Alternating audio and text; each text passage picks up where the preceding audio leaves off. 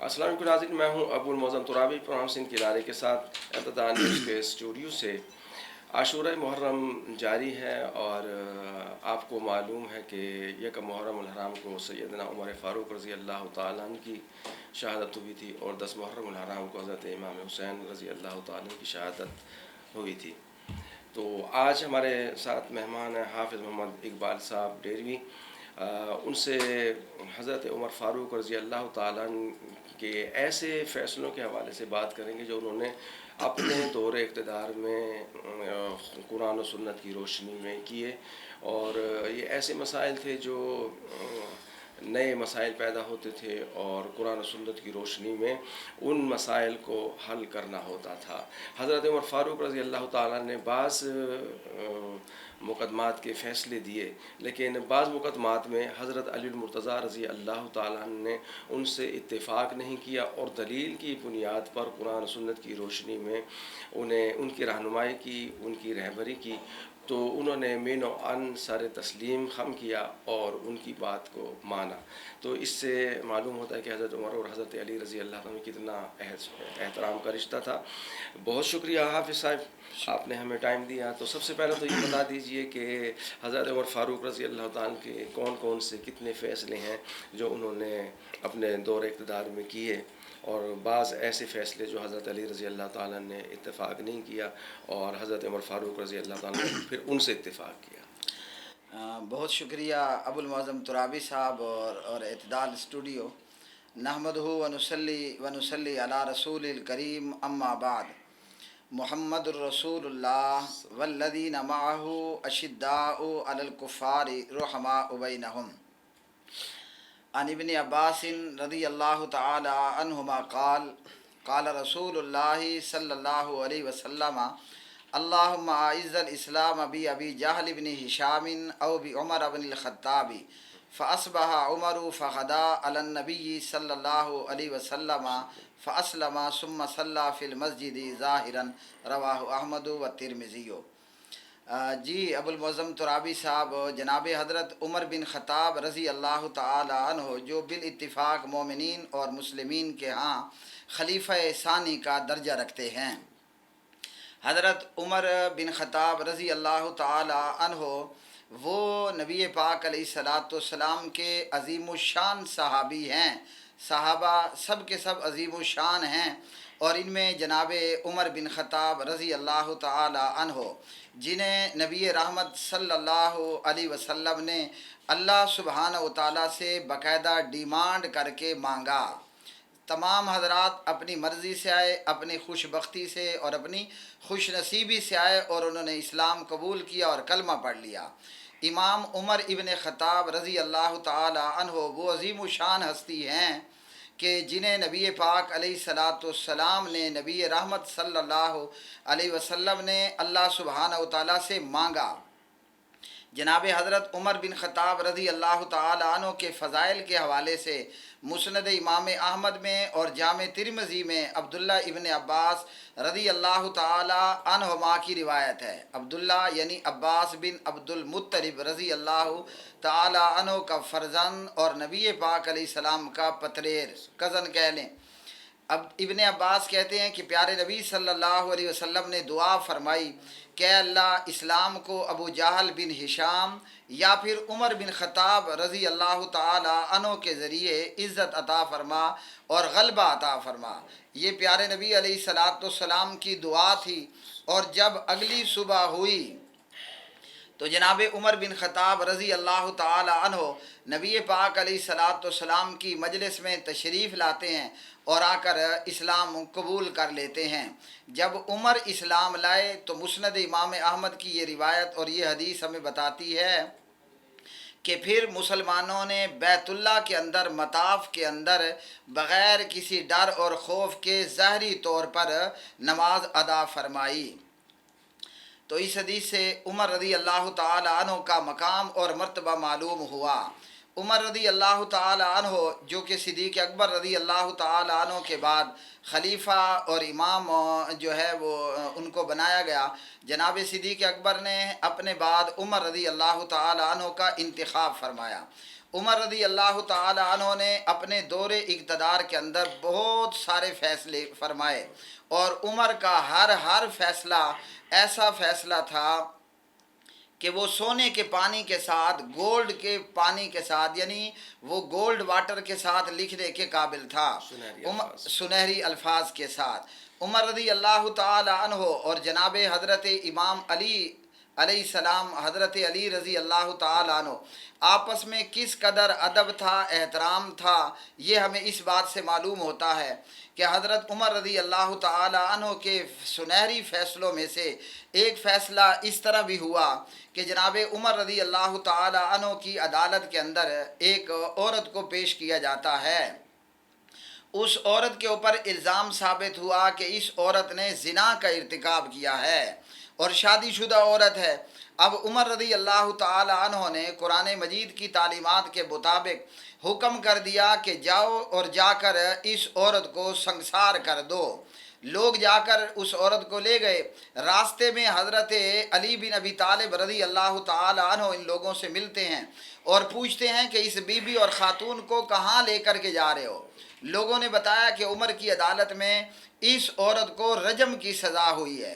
تو جناب علی رضی اللہ تعالی عنہ نے فرمایا کہ دوبارہ واپس چلو عمر کے دربار میں، اور عمر کے دربار میں واپس آئے تو جناب علی رضی اللہ تعالی عنہ نے فرمایا،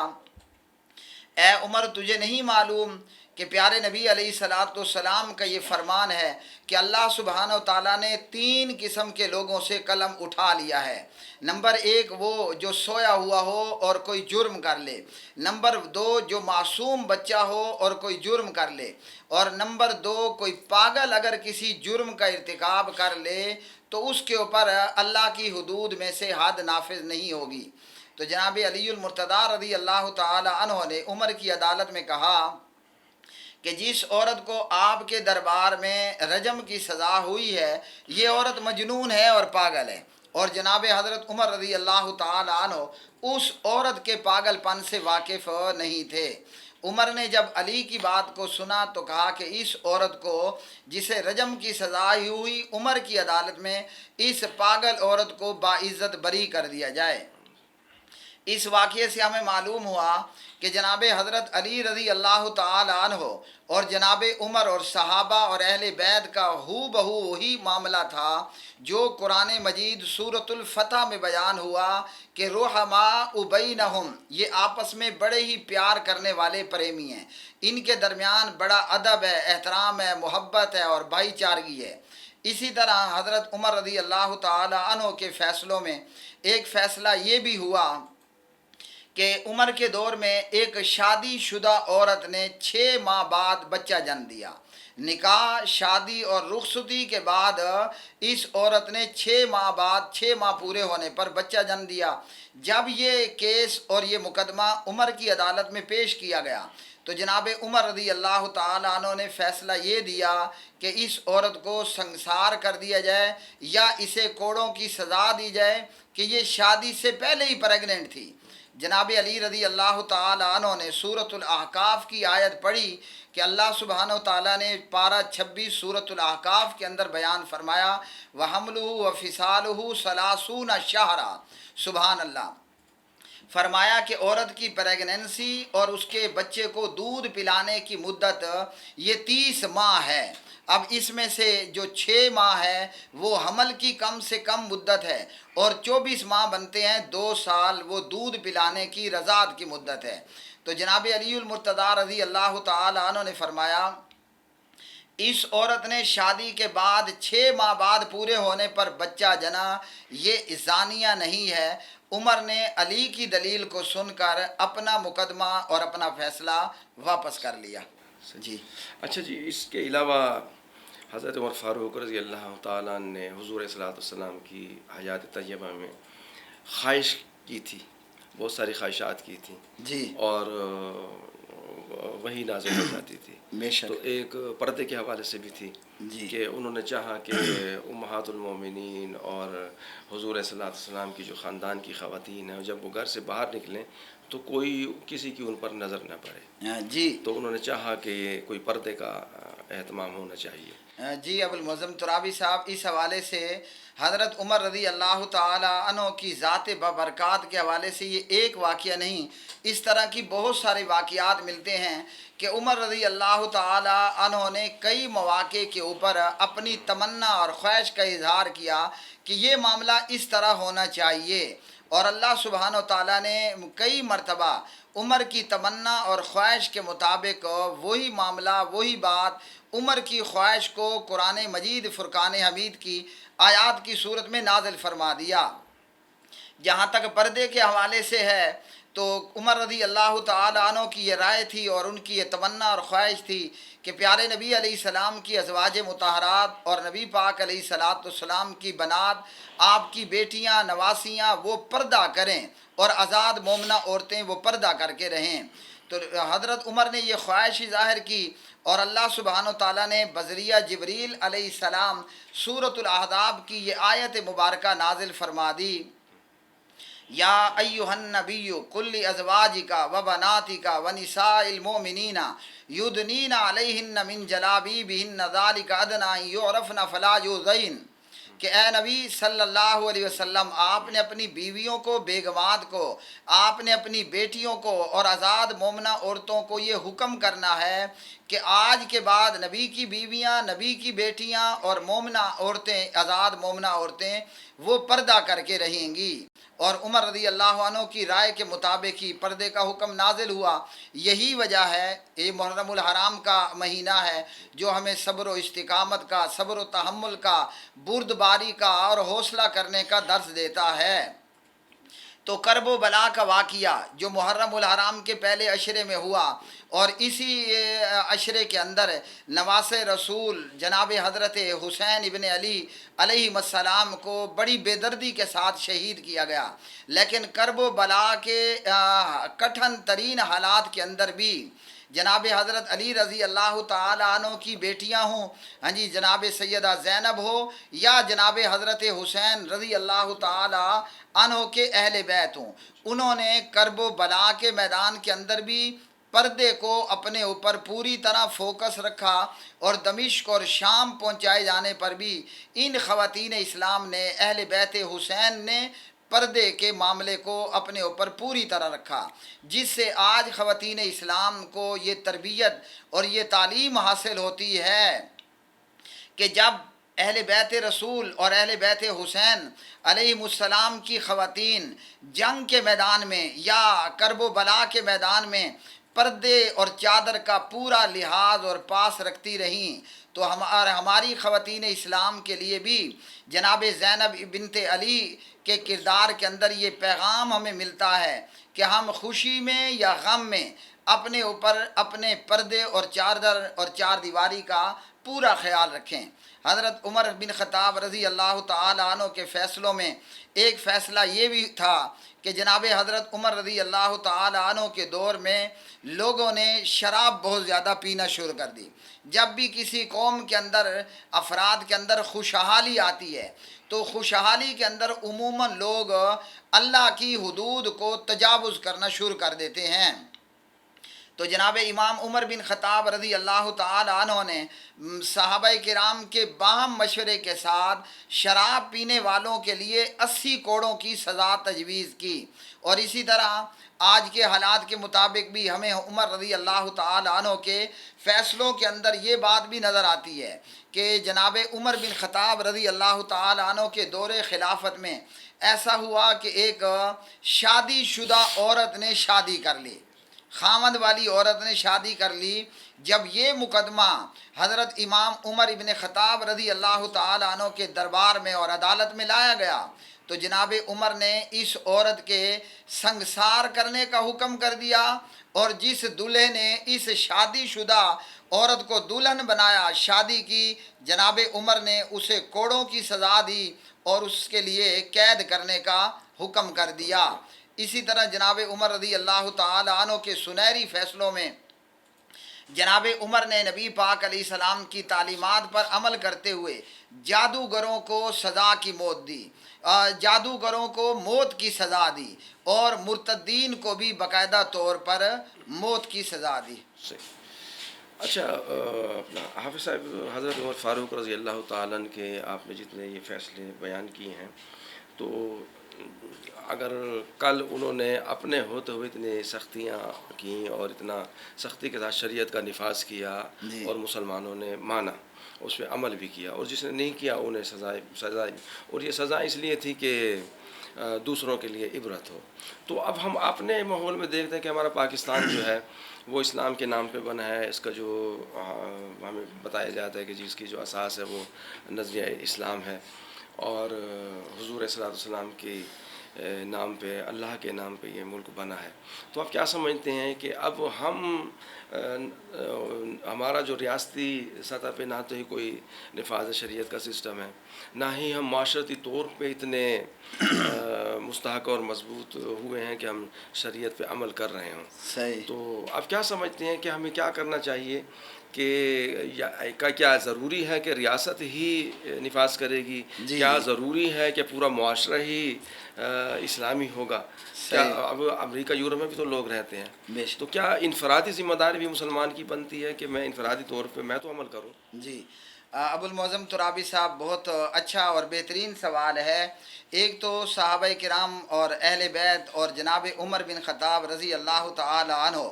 ان کا کردار اور ان لوگوں کی اور ان حضرات کی جو سیرت طیبہ ہے، آج ہمارے لیے زندگی گزارنے کا بہترین اصول ہے۔ ان تمام واقعات کو بیان کرنے کا مقصد بھی یہی ہے کہ فی نفسی، افرادی طور پر یا اجتماعی طور پر، ہم سب مسلمانوں کو چاہیے کہ ہم حضرات صحابہ اور حضرات اہل بیت رضوان اللہ علیہ مجمعین کی سیرت کو اور ان کی زندگیوں کو اپنے اوپر کاپی کریں، اور کوئی مشکل نہیں ہے کہ جب ہم ان کی سیرت اور ان کے کردار کے مطابق اپنی زندگیاں گزارنے کی کوشش کریں گے تو اللہ سبحانہ و تعالی ہمارا یہ چمن بھی آباد کر دے گا اور اسے ہمارے لیے گل گلزار بنا دے گا، جو کہ آج انگار وادی کی صورت میں ہمارے اوپر ایک معاملہ ہے۔ یعنی ہر طرف فتنہ ہے، فساد ہے، اور مختلف قسم کے ہمارے سامنے مسائل ہیں۔ تو جہاں سرکار اور حکومت کی ذمہ داری بنتی ہے، جہاں ہمارے حکمرانوں کی ذمہ داری بنتی ہے، خالی خولی نعروں کی بجائے پریکٹیکلی اور باقاعدہ عملی طور پر حضرات صحابہ اور ہمارے جو خلفاء ہیں، خلفائے راشدین اور اہل بیت، حکمرانوں کی ذمہ داری ہے کہ ان کی سیرت کو کاپی کریں اور ان کو اپنے لیے آئیڈیل بنائیں۔ اس سے اللہ سبحانہ و تعالیٰ انہیں دنیا کے اندر بھی عزتیں اور بادشاہتیں اور حکومتیں عطا فرمائے گا، اور کل قیامت کے دن تو ہے ہی صحابہ اور اہل بیت کی سیرت پر عمل کرنے والوں کے لیے کامیابیوں اور کامرانیوں کا دن۔ جہاں تک فرد اور افراد کی بات ہے تو فرد اور افراد کے اوپر بھی ضروری ہے کہ ہر بندہ، نبی پاک علیہ الصلوۃ والسلام نے ہمیں یہ تعلیم دی ہے کہ تم میں سے ہر ایک بندہ وہ مسئول ہے، اپنی رعیت کے متعلق اس سے سوال کیا جائے گا۔ یعنی ہر آدمی اپنی جگہ پر حکمران کا درجہ رکھتا ہے۔ میں اپنی فیملی پر اور اپنے اہل خانہ کے اوپر وزیر اعظم ہونے کا درجہ رکھتا ہوں، اور اسی طرح ہر آدمی کا ایک اپنا حدود اربع ہے۔ تو فرد اور افراد کے لیے بھی ضروری ہے کہ ہم اپنے آپ میں، اپنے معاملات میں، اپنی دینی دنیاوی معاملات کے اندر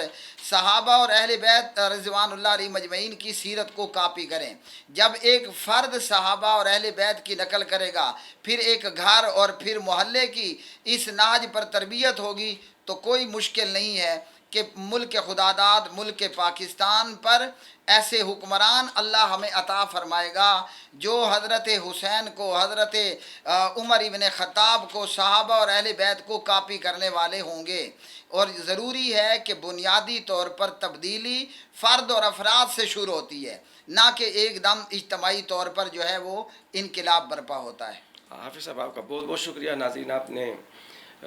حافظ صاحب کی گفتگو سنی، اگر ہم نے قرآن پاک پر عمل کرنا ہے، اگر ہم نے سنت پر عمل کرنا ہے، اگر ہم نے دین پر عمل کرنا ہے، تو پھر ہمیں قرآن و سنت کی سمجھ بوجھ بھی حاصل کرنی ہوگی، ہمیں سیکھنا بھی ہوگا، اور پھر ہمیں پڑھ کر اس پہ عمل بھی کرنا ہوگا. اور اگر پڑھ کر سیکھ کر عمل نہیں کریں گے تو یہ نہ دنیا میں کام آئے گا نہ آخرت میں کام آئے گا. اسی کے ساتھ ابوالمعظم ترابی کو اجازت دیجیے. اللہ حافظ.